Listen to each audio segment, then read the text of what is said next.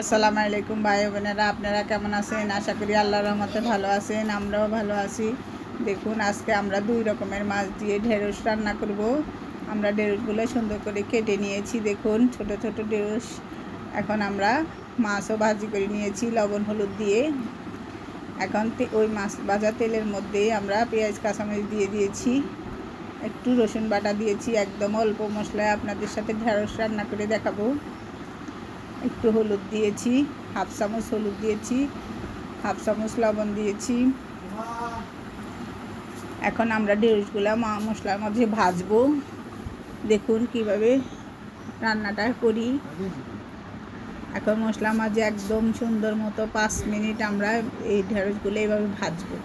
ভাজলে ঢেঁড়স খাওয়ার সময় খুব টেস্ট হয়। আর একটু এখন মরিচ দিয়ে দিচ্ছি 1 চামচ। মরিচ আমরা এক পাশে দিয়ে তেলের মধ্যে দিয়ে নেড়ে দিয়েছি। দিয়ে প্রথমে মরিচ দিবেন না, মরিচ দিলে মশলাগুলো পুড়ে যাবে। ঠিক পানি দেওয়ার কিছুক্ষণ আগে মরিচ দিবেন, তারপর মরিচ দিয়ে একটু নেড়ে তারপর পানি দিয়ে দিবেন। এখন আমরা পানি দিয়ে দিয়েছি। এখন আমরা দেখুন ঢেঁড়সগুলো অনেকটাই কষানো হয়ে গেছে। তারপর আমরা মাছ দিব। মাছগুলো আমরা আগে লবণ হলুদ দিয়ে ভাজি করে রেখে দিয়েছি। দেখুন ঢেঁড়সগুলো অনেকটাই মজে গেছে। এখন আরও একটু পানি দিয়ে দিলাম। আমাদের নোয়াখালী ভাষায় প্রথমে পানিগুলো দেওয়াকে কষানি ঝোল বলে। এখন আমরা আর একটু ঝোল দিয়ে এবার মাছগুলো দিয়ে দেব। ঝোল দেওয়ার পরে ঝোলগুলো ফুটে উঠলে তারপর মাছ দিবেন।